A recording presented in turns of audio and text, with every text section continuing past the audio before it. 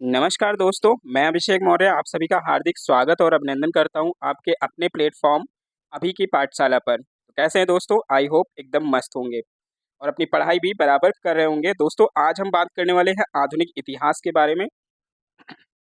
आधुनिक इतिहास से जुड़े हुए जितने भी क्वेश्चंस हैं जो रेलवे के एग्जाम्स में पूछे गए हैं पिछले कुछ सालों में, उन सभी प्रश्नों के बारे में हम यहाँ पर बात करने वाले हैं। ठीक है। और ये प्रश्न बाकी भी परीक्षाओं के लिए बहुत ज़्यादा उपयोगी हो रहने वाले हैं, क्योंकि जो प्रश्नों की शैली है वो बहुत ज़्यादा इम्पोर्टेंट है। ठीक है। तो क्लास में बने रहिएगा पूरे सेशन के दौरान, और क्लास को एक बार दोस्तों तक शेयर कर दीजिए और फटाफट से वीडियो को लाइक कर दीजिए। ठीक है। तो शुरू करते हैं आज के सेशन को। आज का जो पहला क्वेश्चन है वो ये है, 1857 के विद्रोह की अवधि के दौरान उत्तर प्रदेश के बड़ौत में विद्रोह करने वाले शाहमल की लड़ाई में मारा गया था।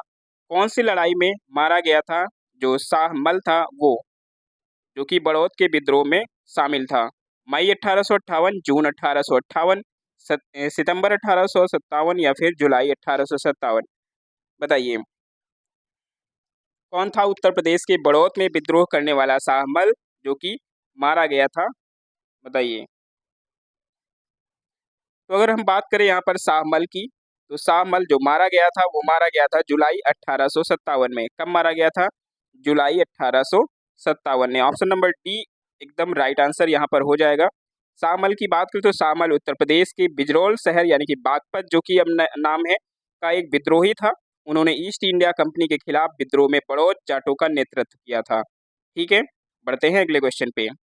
अगला क्वेश्चन है, 1857 के विद्रोह के दौरान भारत में ब्रिटिश महिलाओं को समर्पित पेंटिंग इन मेमोरियम किसने चित्रित किया था? बताइए, महिलाओं को समर्पित जो पेंटिंग थी जिसका नाम था इन मेमोरियम, वो किसने चित्रित किया था? फेलिस बीटो ने, थॉमस जोन्स बार्कर ने, जॉन टेनियल ने या फिर जोसेफ नोएल पैटर्न ने? बताइए, किसने बनाया था ये पेंटिंग्स? आपको जवाब देना है। इस पेंटिंग की बात करें तो ये पेंटिंग बनाई थी जोसेफ नोएल पैटर्न ने। किसने बनाई थी? जोसेफ नोएल पैटर्न ने। तो याद रखिएगा, पेंटिंग से पैटर्न याद रखिए। ठीक है। क्या याद रखिए? इनके नाम में क्या शामिल है? पैटर्न शामिल है, और पैटर्न से पेंटिंग याद रखिए आप लोग। ठीक है। तो ये हमारा ऑप्शन नंबर डी इसका राइट आंसर हो जाएगा। बढ़ते हैं अगले क्वेश्चन की तरफ। और अगला क्वेश्चन ये है कि 1857 के विद्रोह का जो तात्कालिक कारण बनने वाले चर्बी वाले कारतूसों का उपयोग करने वाली एनफील्ड राइफलों को पेश करने के लिए कौन जिम्मेदार था? बताइए, कौन जिम्मेदार जिम्मेदार था इसके लिए? Lord William वेंटिक, Henry Harding, captain Hershey या फिर फ्रांसिस ग्रांट?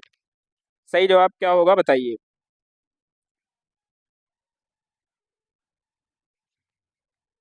कारतूसों पर सुअर और गाय की चर्बी लगाई जाती थी। ठीक है। राइफल में लोड करने से पहले कारतूस का ऊपरी भाग मुंह से निकालना पड़ता था। भारतीय सिपाहियों का मानना था कि अंग्रेज जानबूझकर हिंदू और मुस्लिम दोनों के धर्म को खराब करने का प्रयास कर रहे थे। ठीक है। और ये प्रयास किया था हेनरी हॉर्डिंग ने। ठीक है। किसने किया था? Henry Harding. हेनरी हॉर्डिंग की बात करें तो ये भारत के गवर्नर जनरल रहे 1844 से लेकर 1848 के बीच में। तो ऑप्शन नंबर बी हमारा एकदम राइट आंसर यहाँ पर हो जाएगा, ऑप्शन नंबर बी। बढ़ते हैं अगले क्वेश्चन की तरफ। अगला क्वेश्चन है, किस स्थान को बंगाल सेना की नर्सरी कहा जाता था? इस स्थान को बंगाल सेना की नर्सरी बोला जाता है? अवध को, पूर्वी उत्तर प्रदेश को, पंजाब को या फिर बंगाल को? सही जवाब क्या हो जाएगा? फटाफट बता दीजिए। बंगाल सेना की नर्सरी। तो बंगाल सेना की नर्सरी बोला जाता था अवध क्षेत्र को। किसको बोला जाता था? अवध क्षेत्र को बोला जाता था। अवध क्षेत्र की बात करें तो यह दोआब के नियंत्रण के लिए प्रसिद्ध है, जो गंगा और यमुना नदियों के बीच एक उपजाऊ मैदान है। बंगाल सेना ने अपने सैनिकों को मुख्य रूप से अवध, पूर्वी उत्तर प्रदेश, बिहार से ब्राह्मण, राजपूत और भूमिहार जैसी उच्च जातियों की भर्ती यहाँ पर की जाती थी। ठीक है। बात करें नवाब सादत खान की, जिसे बुरहान उल मुल्क के नाम से भी जाना जाता है, 1722 में अवध के स्वतंत्र राज्य की इन्होंने स्थापना की थी। ठीक है। तो ऑप्शन नंबर ए इसका एकदम राइट आंसर है। बढ़ते हैं अगले क्वेश्चन की तरफ।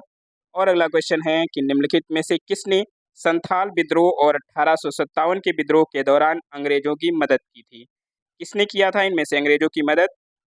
महाराजा मेहताब चंद, एक चंद, तेज चंद या फिर मूलचंद? किसने मदद की थी अंग्रेजों की, आपको ये बताना है। तो ये मदद की थी महाराजा मेहताब चंद ने। ठीक है, महाराजा जो मेहताब चंद थे, इन्होंने जो 1857 के विद्रोह के दौरान और संथाल विद्रोह के दौरान अंग्रेजों की मदद की थी। महाराजा मेहताब चंद कौन है? तो वे ब्रिटिश भारत में बंगाल के जो वर्धमान स्टेट था उसके शासक हुआ करते थे। ठीक है, संथाल विद्रोह झारखंड में ब्रिटिश ईस्ट इंडिया कंपनी और जमींदारी व्यवस्था दोनों के खिलाफ संथाल जनजातियों द्वारा किया गया था। इसकी शुरुआत 30 जून 1855 को संथाल नेता सिद्धू और कान्हू की मदद से हुई थी। तो संथाल विद्रोह के बारे में भी आपने जान लिया। बढ़ते हैं अगले क्वेश्चन की तरफ। अगला क्वेश्चन है, झांसी की रानी लक्ष्मीबाई किस वर्ष युद्ध में वीरगति को प्राप्त हुई थी? 1853 में, 1858 में, 1885 में या फिर 1835 में? किस वर्ष झांसी की रानी वीरगति को प्राप्त हुई थी? रानी लक्ष्मीबाई 1857 के भारतीय विद्रोह की प्रमुख क्रांतिकारियों में से एक थी और भारतीय राष्ट्रवादियों के लिए ब्रिटिश राज के प्रतिरोध का प्रतीक बन गई थी। जून 1858 में एक युद्ध में मिले घावों से विद्रोह में उनकी मृत्यु हो गई थी। इनकी मृत्यु ग्वालियर में हुई थी। ह्यूरोज, ठीक है, लक्ष्मीबाई के खिलाफ ब्रिटिश युद्ध अधिकारी था और लक्ष्मीबाई जो थी वो उनके जो पति थे वो गंगाधर राव थे। ठीक है, तो हमारा जो राइट आंसर है वो हो जाएगा 1858। ऑप्शन नंबर 20 का एकदम राइट आंसर है। बढ़ते हैं अगले क्वेश्चन की तरफ। अगला क्वेश्चन है, सिपाही विद्रोह और 1857 के विद्रोह के संदर्भ में ना तो प्रथम और ना ही राष्ट्रीय स्वतंत्रता संग्राम किसने कहा था? सिपाही विद्रोह को और 1857 के विद्रोह के संदर्भ में, यानी कि सिपाही विद्रोह भी बोला जाता है जो 1857 का संग्राम हुआ था। तो इसको किसने कहा था कि यह ना तो प्रथम है और ना ही राष्ट्रीय स्वतंत्रता संग्राम है? वीर सावरकर ने कहा, जवाहरलाल नेहरू ने कहा, आरसी मजूमदार ने कहा या फिर एसएन सेन ने बोला था ऐसा? किसने बोला था बताइए?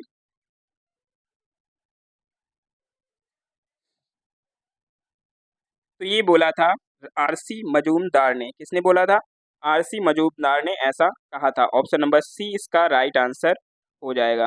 ठीक है, आरसी मजूमदार।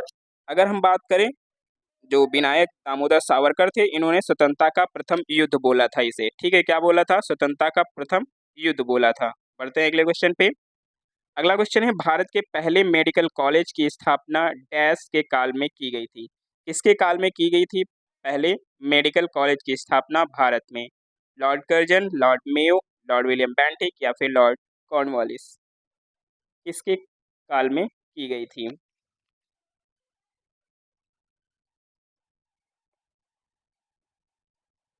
तो ये किसके काल में हुई? ये हुई थी विलियम बेंटिक के काल में। ठीक है, किसके काल में? विलियम बेंटिक के काल में जो स्थापना है मेडिकल कॉलेज की वो हुई थी। तो ऑप्शन नंबर सी इस क्वेश्चन का एकदम राइट आंसर हो जाएगा, विलियम बेंटिक। ठीक है, बढ़ते हैं अगले क्वेश्चन की तरफ। अगला क्वेश्चन है, रॉलेट एक्ट पारित किए जाने के समय ब्रिटिश भारत का वायसराय कौन था? Lord reading, Lord Chelmsford, Lord Canning या फिर लॉर्ड कर्जन? कौन था जब रॉलेट एक्ट पारित हुआ था उस समय भारत का वायसराय? रॉलेट एक्ट की बात करें तो इसे 1919 में पारित किया गया था। इसे अराजक और रेवोल्यूशनरी अपराध अधिनियम 1919 के रूप में भी जाना जाता है। गांधी जी ने इसे काला अधिनियम कहा था। ठीक है, बात करें यहाँ पर कौन सा वायसराय था उस टाइम पे, तो उस टाइम था लॉर्ड चैम्सफोर्ड। कौन था? चैम्सफोर्ड उस टाइम पे भारत का वायसराय हुआ करता था। तो ऑप्शन नंबर बी इस क्वेश्चन का एकदम राइट आंसर हो जाएगा। अगला क्वेश्चन है कि लॉर्ड डलहौजी किस अवधि के दौरान भारत के गवर्नर जनरल थे? किस दौरान भारत के गवर्नर जनरल थे लॉर्ड डलहौजी? 1813 से लेकर 1830 तक, 1723 से लेकर 1734 तक, 1848 से लेकर 1856 तक या फिर 1757 से लेकर 1810 तक?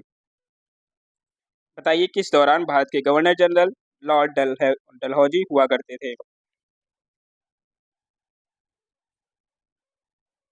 लॉर्ड डलहौजी की बात करें अगर, तो ये 1848 से लेकर 1856 के दौरान वायसराय हुआ करते थे, सॉरी गवर्नर जनरल हुआ करते थे। कब? 1848 से लेकर 1856 के दौरान। डलहौजी की बात करें तो डलहौजी ने क्या किया था, हड़प नीति की शुरुआत की थी इन्होंने। ठीक है, इनका जो प्रमुख काम यही है, हड़प नीति की शुरुआत। बढ़ते हैं अगले क्वेश्चन पे। अगला क्वेश्चन है, 20 फरवरी 1947 को किसने घोषणा की कि जून 1948 तक सत्ता भारतीयों को हस्तांतरित कर दी जाएगी? Jawaharlal Nehru, Lord Wavell, Lord Mountbatten या फिर क्लेमेंट एटली? किसने ऐसा कहा था कि जो जून 1948 तक सत्ता जो है वो भारतीयों को हस्तांतरित कर दी जाएगी? तो ये किसने कहा था? ये कहा था क्लेमेंट रिचर्ड एटली ने। ठीक है, क्या कहा था? किसने कहा था? क्लेमेंट रिचर्ड एटली ने कहा था। ऑप्शन नंबर डी इसका राइट आंसर हो जाएगा। क्लेमेंट रिचर्ड एटली ने 1945 से 1951 तक यूनाइटेड किंगडम के प्रधानमंत्री और 1935 से लेकर 1955 तक लेबर पार्टी के नेता के रूप में कार्य किए थे। एटली सबसे लंबे समय तक सेवा करने वाले श्रमिक नेता बने थे। ठीक है, बढ़ते हैं अगले क्वेश्चन पे। अगला क्वेश्चन है, निम्नलिखित में से किसने 1851 में अवध राज्य को एक चेरी जो एक दिन हमारे मुंह में गिर जाएगी ऐसा वर्णित किया था? Warren Hastings, William Bentinck, Lord Dalhousie या फिर रॉबर्ट क्लाइव? किसने कहा था कि जो अवध है वो एक चेरी के समान है जो एक न एक दिन हमारे मुंह में गिर जाएगी? ऐसा किसने बोला था? तो ये बात करें, डलहौजी ने ही ऐसा कहा था। ठीक है, जो हड़प नीति लेकर आया था उसी डलहौजी ने ऐसा बोला था कि जो अवध क्षेत्र है वो एक चेरी के समान है जो आज नहीं तो कल हमारे मुंह में गिर ही जाएगी। ठीक है, तो ऑप्शन नंबर सी इसका एकदम राइट आंसर हो जाएगा। अगला क्वेश्चन है, 1912 में सिविल सेवा पर रॉयल कमीशन का गठन के समय वायसराय कौन था? बताइए। सिविल सेवा पर जो रॉयल कमीशन गठन किया गया था उस समय वायसराय कौन था आपको बताना है। डफरिन था, इरविन था, हार्डिंग था या फिर कर्जन था? कौन था वायसराय उस समय पर?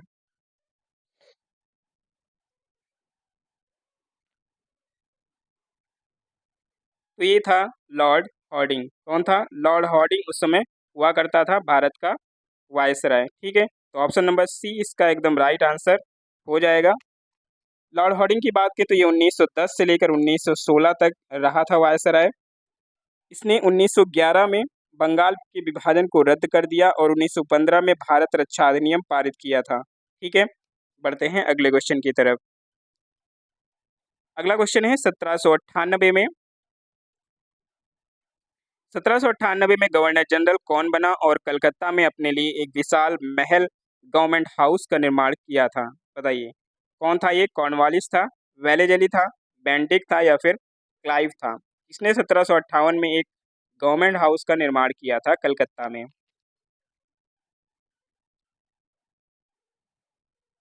तो इसकी बात करें, ये कौन था? ये था लॉर्ड वेलेजली। कौन था?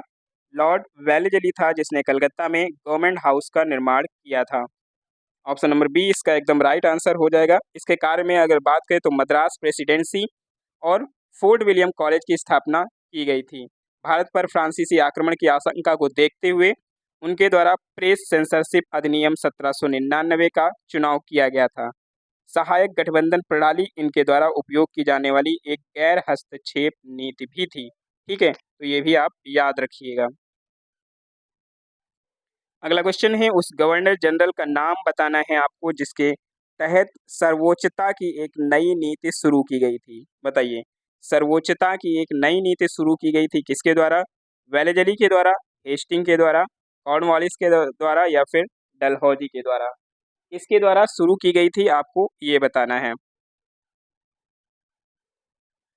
तो ये शुरू की गई थी लॉर्ड हेस्टिंग के द्वारा। इसके द्वारा?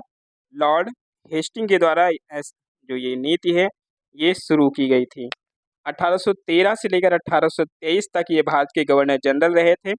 सर्वोच्चता नीति ने गवर्नर जनरल को भारतीय रियासतों के आंतरिक मामलों में हस्तक्षेप करने और यदि आवश्यक हो तो उनके अधिकार को खत्म करने पर जोर दिया था। ठीक है, तो इस बात का भी याद रखिएगा। अगला क्वेश्चन है, 1939 में भारत के किस वायसराय ने घोषणा की कि भारत ब्रिटेन के साथ युद्ध में शामिल हो गया है? ऐसा किसने बोला था? वेवेल ने बोला था, माउंटबेटन ने बोला था, लिनलिथगो ने बोला था या फिर विलिंगडन ने बोला था? किसने कहा था कि भारत ब्रिटेन के साथ युद्ध में शामिल हो गया है?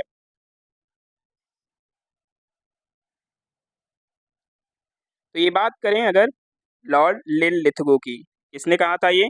लॉर्ड लिनलिथगो ने कहा था। ऑप्शन नंबर सी इसका एकदम राइट आंसर हो जाएगा, लॉर्ड लिनलिथगो। लॉर्ड लॉर्ड जो लिनलिथगो था 1936 से 1943 के दौरान रहा था। 1942 में भारत छोड़ो आंदोलन के दौरान भारत के ये वायसराय भी रहे थे। ठीक है, तो ये भी याद रखिएगा। बात करते हैं अगले क्वेश्चन की। अगला क्वेश्चन है, ब्रिटिश भारत के किस वायसराय ने भारत के सांख्यिकी सर्वेक्षण का आयोजन किया था? बताइए, भारत के सांख्यिकी सर्वेक्षण का आयोजन इनमें से किसने किया था?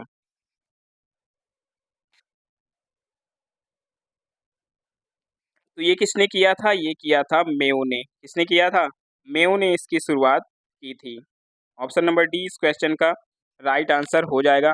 मेयो ने वित्तीय विकेंद्रीकरण की शुरुआत किया, भारतीय सांख्यिकी सर्वेक्षण का आयोजन किया, कृषि और वाणिज्य विभाग की भी इन्होंने स्थापना की थी। ठीक है, जेल में मारे जाने वाले एकमात्र वायसराय भी ये थे। ठीक है, बढ़ते हैं अगले क्वेश्चन पे। भारत में सांप्रदायिक निर्वाचन क्षेत्र का जनक किसे कहा जाता है? सांप्रदायिक निर्वाचन क्षेत्र का जनक किसे कहा जाता है? कर्जन को, हॉर्डिंग को, मार्ले को या फिर मिंटो को? किसको बोला जाता है सांप्रदायिक निर्वाचन क्षेत्र का जनक?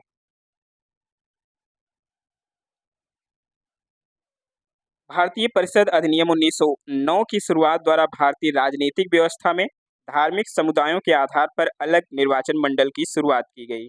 ठीक है, और ये शुरुआत किया था लॉर्ड मिंटो ने। किसने किया था? लॉर्ड मिंटो ने किया था। इसी को जो सांप्रदायिक निर्वाचन क्षेत्र का जनक बोला जाता है। ऑप्शन नंबर डी इसका एकदम राइट आंसर हो जाएगा। ठीक है, बढ़ते हैं अगले क्वेश्चन पे। अगला क्वेश्चन है, भारत के गवर्नर जनरल का पद निम्नलिखित में से किसके द्वारा सृजित किया गया था? चार्टर अधिनियम 1833, चार्टर अधिनियम 1813, भारत सरकार अधिनियम 1835 या फिर भारत का राज्यपाल अधिनियम 1858? किसके द्वारा गवर्नर जनरल का पद बनाया गया था? सही जवाब क्या होगा बता दीजिए। वीडियो को अभी तक अगर आपने लाइक नहीं किया है तो जल्दी से वीडियो को लाइक कर दीजिए। तो ये किसके द्वारा हुआ? ये चार्टर अधिनियम 1833 के द्वारा हुआ। ठीक है, किसके द्वारा? चार्टर अधिनियम 1833 के द्वारा। क्लियर है? इन्होंने बंगाल के गवर्नर जनरल के कार्यकाल का स्थान ले लिया। भारत के प्रथम गवर्नर जनरल की बात करें तो लॉर्ड विलियम बेंटिक थे। ठीक है, बात करें यहाँ पर चार्टर अधिनियम 1813 की, तो चार्टर अधिनियम 1813 की विशेषताएं क्या थी? अंग्रेजी व्यापारियों ने क्या किया था? अंग्रेजी व्यापारियों ने भारतीय व्यापार में हिस्सेदारी की मांग की थी। कंपनी को उसके वाणिज्यिक एकाधिकार से वंचित कर दिया गया और भारतीय मूल के विद्वान को सहायता प्रदान की गई। ठीक है, तो ये भी याद रखिएगा। बढ़ते हैं अगले क्वेश्चन पे। अगला क्वेश्चन क्या है? अगला क्वेश्चन है, 1946 में भारत में अंतरिम सरकार बनाने के लिए लॉर्ड वेवेल ने किसे आमंत्रित किया था? राजेंद्र प्रसाद को, वल्लभ भाई पटेल को, सी राजगोपालाचारी को या फिर जवाहरलाल नेहरू को? किसे आमंत्रित किया था वेवेल ने? वेवेल की अगर बात करें तो वेवेल वायसराय रहा था 1943 से लेकर 1947 तक। ठीक है, और इन्होंने किसे आमंत्रित किया था? तो इन्होंने अंतरिम सरकार की जो कार्यकारी थी उसके लिए बुलाया था जवाहरलाल नेहरू जी को। ठीक है, किसको बुलाया था? जवाहरलाल नेहरू जी को आमंत्रित किया था। ऑप्शन नंबर डी इस क्वेश्चन का एकदम राइट आंसर हो जाएगा। बढ़ते हैं अगले क्वेश्चन पे। अगला क्वेश्चन है, लिबरेटर ऑफ इंडियन प्रेस। क्या लिबरेटर ऑफ इंडियन प्रेस के रूप में किसे जाना जाता था? रिपन को, लिटन को, चार्ल्स मैटकॉफ को या फिर चार्ल्स वुड को? किसे लिबरेटर ऑफ इंडियन प्रेस के नाम से जाना जाता है?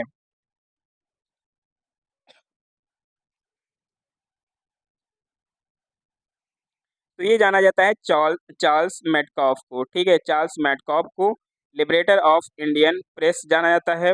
जो भारतीय प्रेस उसका मुक्तिदाता। ठीक है, 1835 से 1836 तक भारत के गवर्नर जनरल के रूप में इन्होंने कार्य किया। इसने 1835 में प्रेस अधिनियम पारित किया जिससे प्रेस की स्वतंत्रता बहाल हुई थी। ठीक है, लिटन की बात करें यहाँ पर तो जो लिटन था उसने 1876 से 1880 तक भारत के वायसराय के रूप में कार्य किया था और इसने 1878 में वर्नाकुलर प्रेस एक्ट और आर्म्स एक्ट को लागू किया था। ठीक है।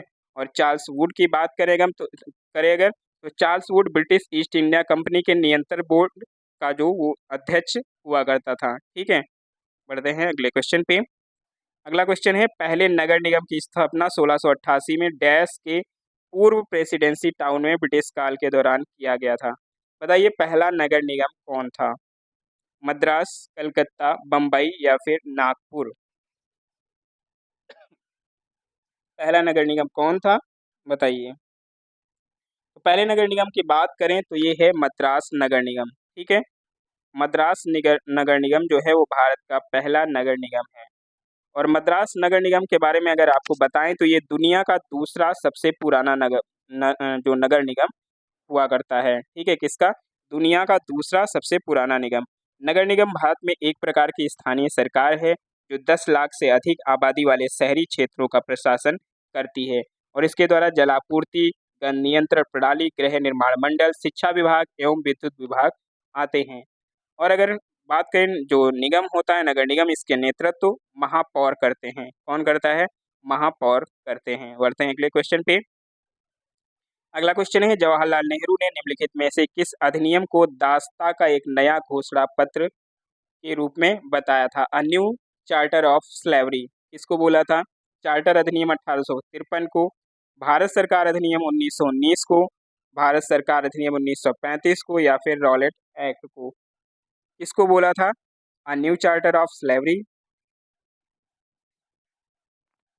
तो ये बोला था भारत सरकार अधिनियम 1935 को। किसको बोला गया था? भारत सरकार 1935 को। ऑप्शन नंबर सी इसका एकदम राइट आंसर हो जाएगा। ठीक है। साइमन कमीशन की रिपोर्ट 1930 में प्रस्तुत की गई थी। ठीक है। साइमन कमीशन का नतीजा भारत सरकार अधिनियम 1935 था। इस अधिनियम में प्रांतीय स्वायत्तता की शुरुआत की गई, प्रांतों में द्वैध शासन को समाप्त कर दिया गया। बढ़ते हैं अगले क्वेश्चन पे। अगला क्वेश्चन है, निम्न में से किस अधिनियम के प्रावधान द्वारा ब्रिटेन के भारतीय प्रांतों पर ईस्ट इंडिया कंपनी के शासन को निरस्त कर दिया गया और उन्हें ब्रिटिश क्वीन के नाम पर शासित किया जाना तय किया गया? ब्रिटिश शासन संशोधन अधिनियम 1919 के तहत, भारत सरकार अधिनियम 1858 के तहत, भारत सरकार अधिनियम 1890 के तहत या फिर ब्रिटिश शासन अधिनियम 1905 के तहत?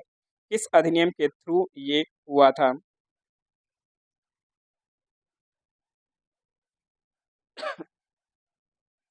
तो इसकी बात करें तो ये किस अधिनियम के तहत हुआ था? ये हुआ था भारत सरकार अधिनियम 1858 के तहत। किसके तहत? भारत सरकार अधिनियम 1858 के तहत। ऑप्शन नंबर बी इस क्वेश्चन का एकदम राइट आंसर हो जाएगा। भारत सरकार अधिनियम 1858 को सुशासन अधिनियम के रूप में भी जाना जाता है। किसके नाम से? सुशासन अधिनियम के रूप में भी जाना जाता है इसे। इसने पिट्स इंडिया एक्ट के कारण शुरू की गई दोहरी सरकार योजना को समाप्त कर दिया था। कंपनी के निदेशक मंडल की शक्तियां भारत के लिए राज्य सचिव ब्रिटिश संसद के सदस्य को स्थानांतरित कर दिया था। ठीक है। बढ़ते हैं अगले क्वेश्चन की तरफ। अगला क्वेश्चन है, भारत सरकार अधिनियम 1919 भारत के तत्कालीन वायसराय द्वारा डैश की सिफारिश पर पारित किया गया था? किसकी सिफारिश पर पारित किया गया था ये? Lord Elgin, Edwin Montague, Charles प्रथम या फिर लॉर्ड लिनलिथगो? भारत सरकार अधिनियम 1919 किसकी सिफारिश पर पारित किया गया था?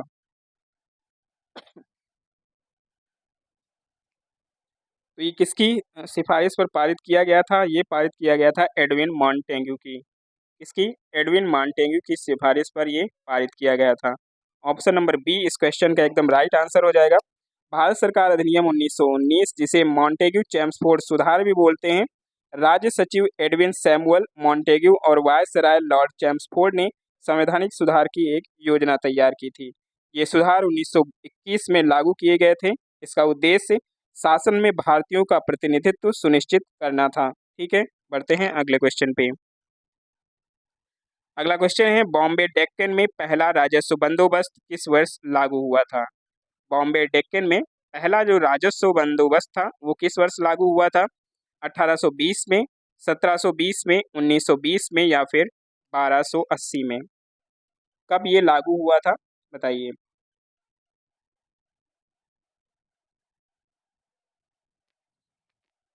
तो इसकी बात करें, ये लागू हुआ था 1820 को। कब लागू हुआ था? 1820 को ये लागू हुआ था। इसे रैयतवाड़ी व्यवस्था भी कहते हैं। ठीक है, रैयतवाड़ी जो व्यवस्था है 1822 में 20 में थॉमस मुनरो द्वारा शुरू की गई थी। रैयत का मतलब होता है किसान। ठीक है, सीधे ब्रिटिश ईस्ट इंडिया कंपनी को राजस्व का भुगतान करते थे इसमें, और भूमि की बिक्री और हस्तांतरण के संबंध में पूर्ण जो अधिकार वो प्राप्त करते थे। और इनसे जो क्षेत्र हुआ करते थे रैयतवाड़ी व्यवस्था के, वो तमिलनाडु, महाराष्ट्र, बरार, कुर्ग और असम हुआ करते थे। बढ़ते हैं अगले क्वेश्चन पे। अगला क्वेश्चन है, निम्नलिखित में से कौन सा प्रावधान भारतीय स्वतंत्रता अधिनियम 1947 का एक हिस्सा था? सभी जो रियासतें हैं ब्रिटिश पर निर्भर रहेंगी। भारत एक राजशाही बन जाएगा। भारत दो हिस्सों में बट जाएगा। भारत ब्रिटेन का हिस्सा होगा। बताइए, भारतीय स्वतंत्रता अधिनियम 1947 के तहत क्या हुआ था?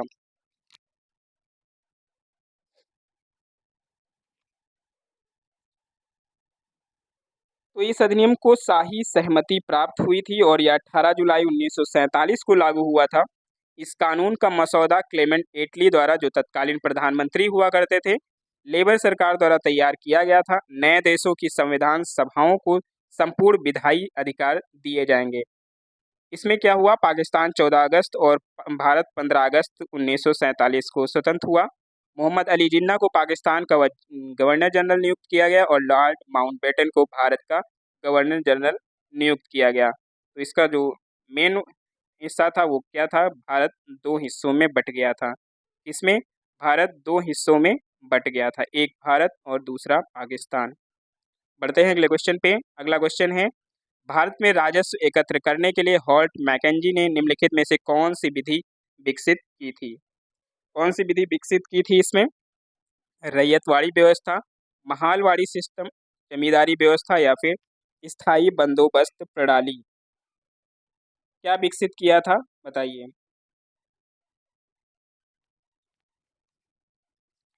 तो 1822 में अंग्रेज हॉल्ट मैकेंजी ने बंगाल प्रेसिडेंसी के उत्तर पश्चिमी प्रांतों में महालवाड़ी व्यवस्था की शुरुआत की थी। ठीक है, 1833 में लॉर्ड विलियम बेंटिक के अधीन इसकी समीक्षा की गई। यह प्रणाली उत्तर पश्चिम सीमा, आगरा मध्य प्रांत, गंगा घाटी, पंजाब आदि से प्रारंभ की गई थी। इसमें जमींदारी और रैयतवाड़ी दोनों प्रणाली व्यवस्था शामिल थी। तो इसका आंसर क्या हो जाएगा? महालवाड़ी सिस्टम। ठीक है, ऑप्शन नंबर बी इसका एकदम राइट आंसर हो जाएगा। बढ़ते हैं अगले क्वेश्चन की तरफ।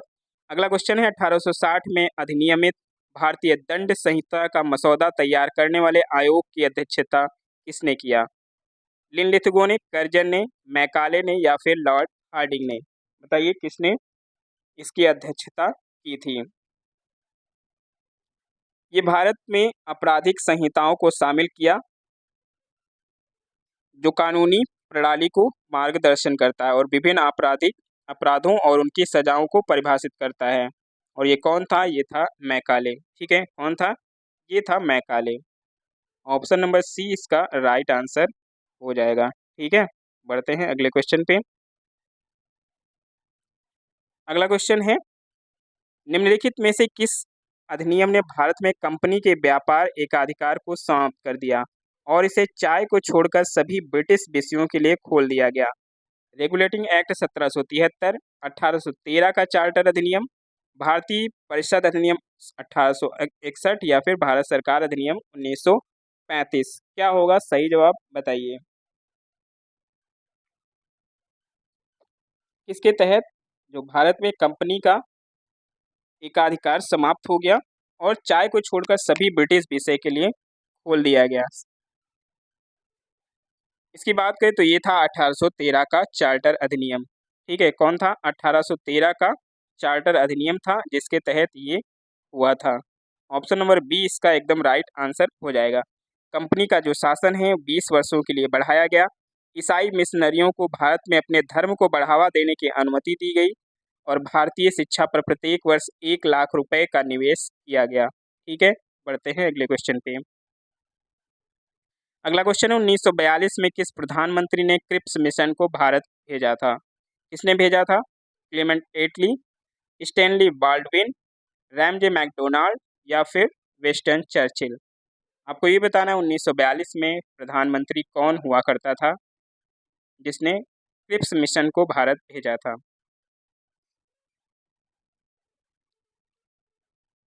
तो इनकी बात करें, ये कौन थे? ये थे विंस्टन चर्चिल। ठीक है, कौन थे? विंस्टन चर्चिल ये हुआ करते थे उस समय ब्रिटेन के प्रधानमंत्री।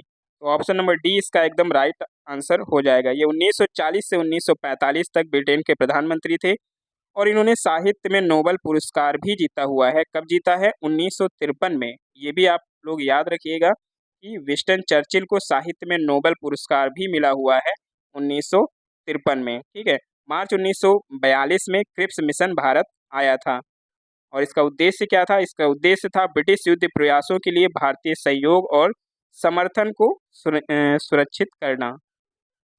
बढ़ते हैं अगले क्वेश्चन पे। अगला क्वेश्चन है, ब्रिटिश शासन के दौरान डैश को रोकने के लिए 1929 में शारदा अधिनियम पारित किया गया था? किसको रोकने के लिए शारदा अधिनियम बनाया गया था? शिशु हत्या को, बहुविवाह को, सती प्रथा को या फिर बाल विवाह को?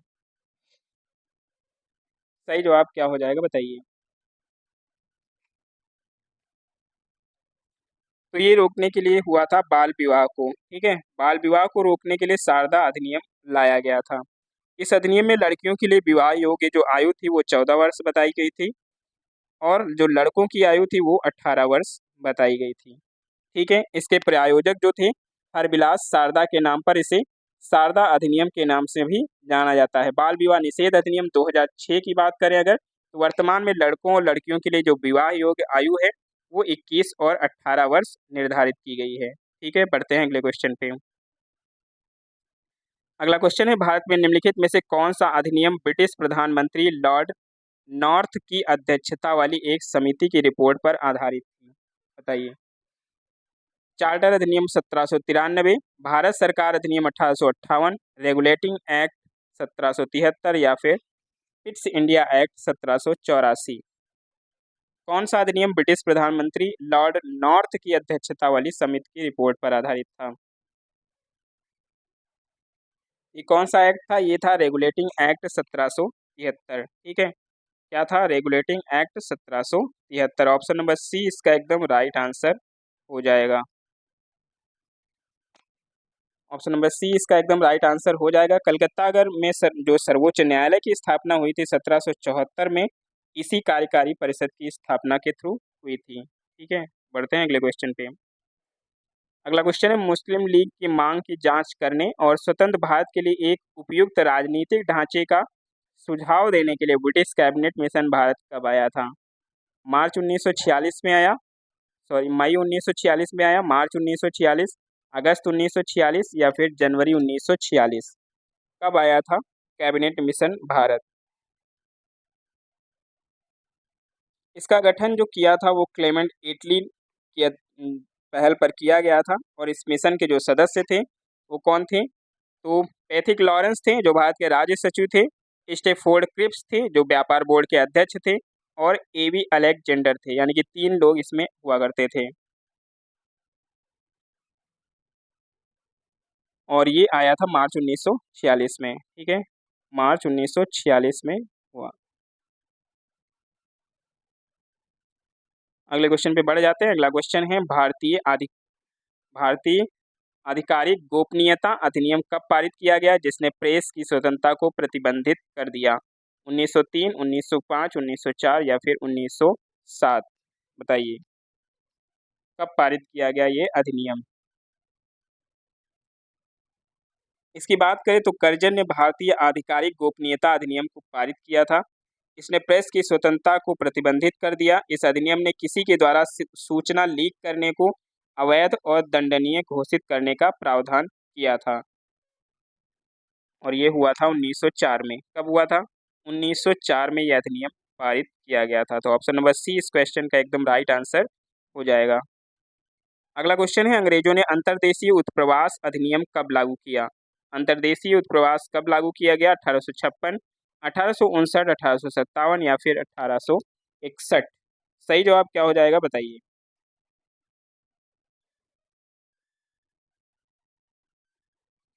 अंतर्देशीय उत्प्रवास अधिनियम लागू किया गया था 1859 में। कब हुआ था? 1859 में। ऑप्शन नंबर बी इसका एकदम राइट आंसर हो जाएगा।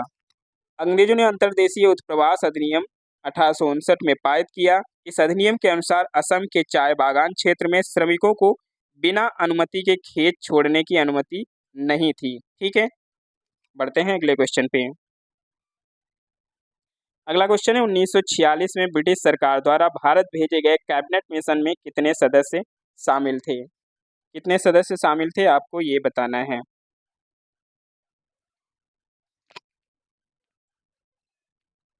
तो अभी हमने पीछे जिक्र किया, ये इसमें शामिल थे कितने? 3 सदस्य इसमें शामिल थे। ठीक है, 3 सदस्य थे। स्टेफोर्ड क्रिप्स जो व्यापार मंडल के अध्यक्ष थे, पैथिक लॉरेंस जो भारत के राज्य सचिव थे, और एवी अलेक्जेंडर। ठीक है, यही 3 लोग थे। इसका उद्देश्य क्या था? संविधान बनाने वाली संस्था तैयार करना। ठीक है, बढ़ते हैं अगले क्वेश्चन पे। अगला क्वेश्चन है ब्रिटिश सरकार ने किस वर्ष मुसलमानों के लिए पृथक निर्वाचन मंडल को स्वीकार कर लिया? कब स्वीकार किया पृथक निर्वाचन मंडल को? 1909, 1935, 1919 या फिर 1892 में? क्या होगा जवाब, बताइए। भारतीय परिषद अधिनियम 1909, जिसे माल्य मिंटो सुधार बोला जाता है, इसी की स्थापना नरमपंथियों को संतुष्ट करने तथा धर्म के आधार पर अलग निर्वाचन मंडल की शुरुआत करने के लिए किया गया था। ठीक है, तो 1909 इसका जो राइट है आंसर हो जाएगा। ऑप्शन नंबर ए इसका राइट आंसर हो जाएगा। बढ़ते हैं अगले क्वेश्चन की तरफ, और अगला क्वेश्चन है निम्नलिखित में से किसने कहा कि द रॉलेट एक्ट एक निवारक हत्या है? किसने कहा था? जेबी कृपलानी ने, राजेंद्र प्रसाद ने, बाल गंगाधर तिलक ने, या फिर एडवर्ड सैमुअल मॉन्टेग्यू ने? किसने कहा था कि जो रॉलेट एक्ट है वो एक निवारक हत्या है?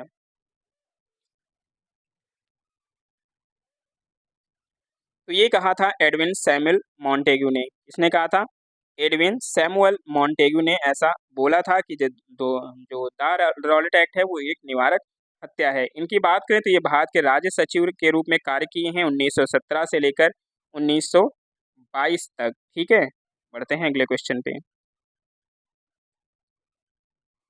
अगला क्वेश्चन है सहायक संधि की प्रणाली को स्वीकार करने वाला प्रथम भारतीय मूल शासक कौन था? हैदराबाद के निजाम, ग्वालियर के सिंधिया, पंजाब के दलीप सिंह, या फिर बड़ौदा के गायकवाड़?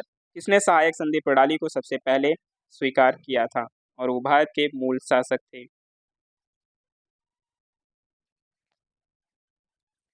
तो इनकी बात करें, ये थे हैदराबाद के निजाम। कौन था? हैदराबाद के निजाम थे।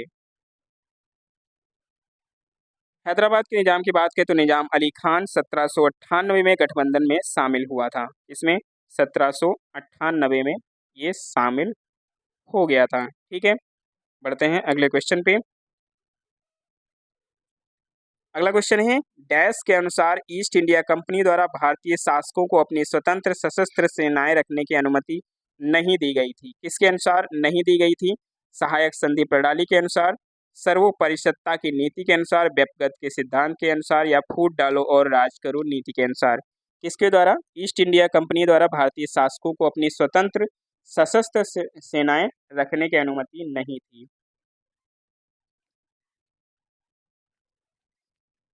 तो ये था सहायक संधि प्रणाली के तहत। किसके तहत था? सहायक संधि प्रणाली के तहत। ऑप्शन नंबर ए इसका एकदम राइट आंसर हो जाएगा। इस प्रणाली का उपयोग लॉर्ड वेलेजली जो कि भारत का गवर्नर जनरल था 1798 से लेकर 1805 के बीच में, उसने भारत में साम्राज्य विस्तार के लिए ऐसा किया था। ठीक है, बढ़ते हैं अगले क्वेश्चन पे। अगला क्वेश्चन है निम्नलिखित में से किस वायसराय ने 1929 में भारत के लिए डोमिनियन स्टेट्स के अस्पष्ट प्रस्ताव की घोषणा की? कॉर्नवालिस ने, कैनिंग ने, इरविन ने, या फिर रिपन ने? बताइए, डोमिनियन स्टेट्स की घोषणा किसने किया था 1929 में? तो ये किया था लॉर्ड इरविन ने। किसने किया था? लॉर्ड इरविन ने इसकी घोषणा की थी। ऑप्शन नंबर सी एकदम राइट आंसर हो जाएगा। डोमिनियन को केवल ब्रिटिश सरकार के अधीन स्वशासन के रूप में समझा जा सकता है। एक ऐसे राष्ट्र के रूप में इसे समझा जाता था जो स्वतंत्र तो था, परंतु पूर्णता जो संप्रभुता थी वो नहीं थी। ठीक है, बढ़ते हैं अगले क्वेश्चन पे। अगला क्वेश्चन है किस अधिनियम के तहत बागान मजदूरों को बिना अनुमति के चाय बागान छोड़ने की अनुमति नहीं थी? संपत्ति हस्तांतरण अधिनियम 1882, भारतीय दास्ता अधिनियम 1843, भारतीय अनुबंध अधिनियम 1872 या फिर अंतर्देशीय प्रवासन अधिनियम 1859। किसके तहत जो चाय के बागान के मजदूर थे उनको बिना अनुमति के चाय बागान छोड़ने की अनुमति नहीं थी। अभी इसके बारे में हमने पिछले क्वेश्चंस में जिक्र किया था, अगर आपने ध्यान से सुना होगा तो आराम से इस क्वेश्चन को कर ले जाएंगे। तो इसकी बात करें, ये था अंतर्देशीय प्रवासन अधिनियम 1859। कौन सा था? अंतर्देशीय प्रवासन अधिनियम 1859। ऑप्शन नंबर डी इसका एकदम राइट आंसर हुआ था। इसने असम में बागान श्रमिकों पर जो है प्रतिबंध लगा दिया था। बढ़ते हैं अगले क्वेश्चन पे। अगला क्वेश्चन है, किस सांवैधिक कानून के माध्यम से भारत और पाकिस्तान दो स्वतंत्र राष्ट्रों में विभाजित किया गया था? पाकिस्तान विभाजन अधिनियम 1947, भारत भारतीय विभाजन अधिनियम 1947, पाकिस्तान स्वतंत्रता अधिनियम 1947 या फिर भारतीय स्वतंत्रता अधिनियम 1947। इसके तहत दोनों राष्ट्र विभाजित हुए थे। तो ये हुआ था भारतीय स्वतंत्रता अधिनियम 1947 के तहत। ठीक है, भारतीय स्वतंत्रता अधिनियम 1947 के तहत ये हुआ था। ऑप्शन नंबर डी इस क्वेश्चन का एकदम राइट आंसर हो जाएगा। ठीक है, अगला क्वेश्चन है, भारत का पहला राष्ट्रीय ध्वज 1906 में कहाँ पर फहराया गया था? बताइए कहाँ पर ये फहराया गया था? कोलकाता में, पटना में, अहमदाबाद में या फिर नई दिल्ली में? भारत का जो पहला राष्ट्रीय ध्वज है वो कहाँ पर फहराया गया था? भारत में पहला जो राष्ट्रीय ध्वज है 7 अगस्त 1906 को कलकत्ता में फहराया गया था। कहाँ पर? पारसी बागान स्क्वायर में। ठीक है, कहाँ पर? पारसी बागान स्क्वायर में ये फहराया गया था। तो ऑप्शन नंबर देखें तो ए इसका एकदम राइट आंसर हो जाएगा।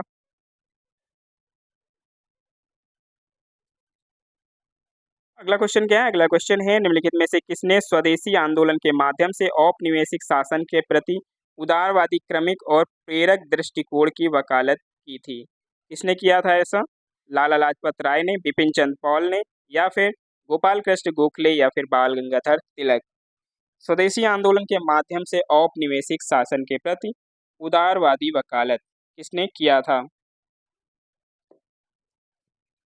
तो ये किसने किया था? ये किया था गोपाल कृष्ण गोखले ने। ठीक है, गोपाल कृष्ण गोखले ने ऐसा किया था। गोपाल कृष्ण गोखले कौन थे? तो ये इनको महात्मा गांधी का राजनीतिक गुरु भी माना जाता है और ये बनारस अधिवेशन 1905 में भारतीय राष्ट्रीय कांग्रेस के अध्यक्ष भी थे। इन्होंने सर्वेंट्स ऑफ इंडिया सोसाइटी की स्थापना की थी। ठीक है, बढ़ते हैं अगले क्वेश्चन पे।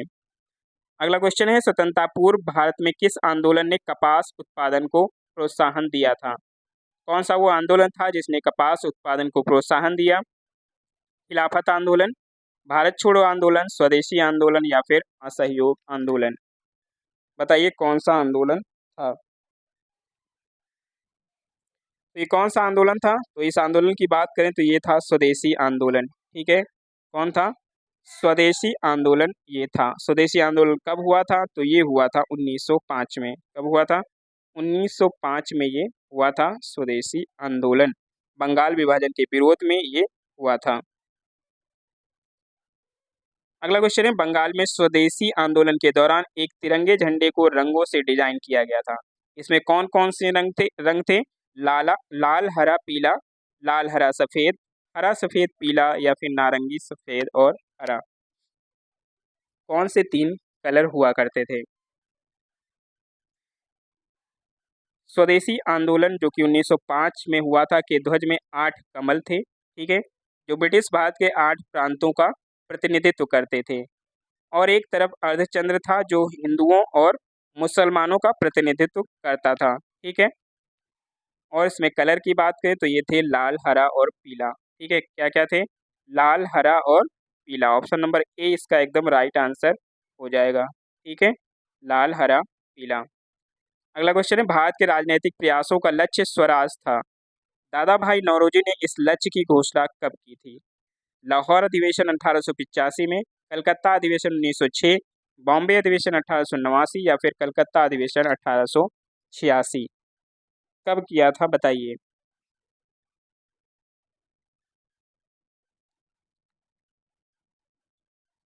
तो बात करें अगर तो ये हुआ था कलकत्ता अधिवेशन 1906 में। ठीक है, कलकत्ता अधिवेशन 1906 के दौरान ऐसा हुआ था। ऑप्शन नंबर बी इसका एकदम राइट आंसर हो जाएगा।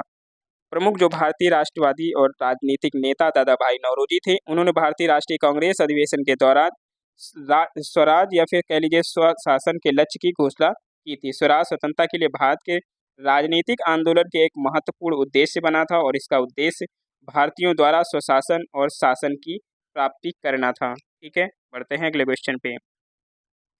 अगला क्वेश्चन है, महात्मा गांधी ने 1919 में इनमें से किस अधिनियम के खिलाफ राष्ट्रव्यापी सत्याग्रह शुरू करने का निर्णय लिया था? बताइए। अंतर्देशीय उत्प्रवास अधिनियम था, पिट्स इंडिया एक्ट था, रॉलेट एक्ट था या फिर विनियमन अधिनियम था? 1919 में इसमें से कौन सा सत्याग्रह शुरू किया था महात्मा गांधी जी ने? तो ये था रॉलेट एक्ट 1919। कौन था? रॉलेट एक्ट 1919 था, जिसको महात्मा गांधी ने शुरू किया था। ठीक है। रॉलेट एक्ट 1919 ने पुलिस को बिना किसी कारण के किसी भी व्यक्ति को गिरफ्तार करने की शक्ति दी थी। अधिनियम का उद्देश्य जो था देश में बढ़ते राष्ट्रवादी उभार को रोकना था। ठीक है, ये थे आज के क्वेश्चंस। और क्लास कैसी लगी कमेंट करके जरूर बताइएगा। और क्लास को अभी तक अगर आपने लाइक नहीं किया है तो क्लास को लाइक कर दीजिए। तो कैसे लगे क्वेश्चंस आप कमेंट करके जरूर बताइएगा। आई होप एकदम मस्त लगे होंगे और बहुत कुछ आपको सीखने को भी मिला होगा। ऐसे ही अपनी तैयारी को बनाए रखिए। ठीक है, अपनी तैयारी को रोज ऐसे ही धार देते रहिए। ठीक है, तभी हमारा एग्जाम सफल हो पाएगा। तो हम मिलते हैं एक नई वीडियो में, तब तक के लिए हमें दीजिए इजाजत। जय हिंद, शुभ रात्रि।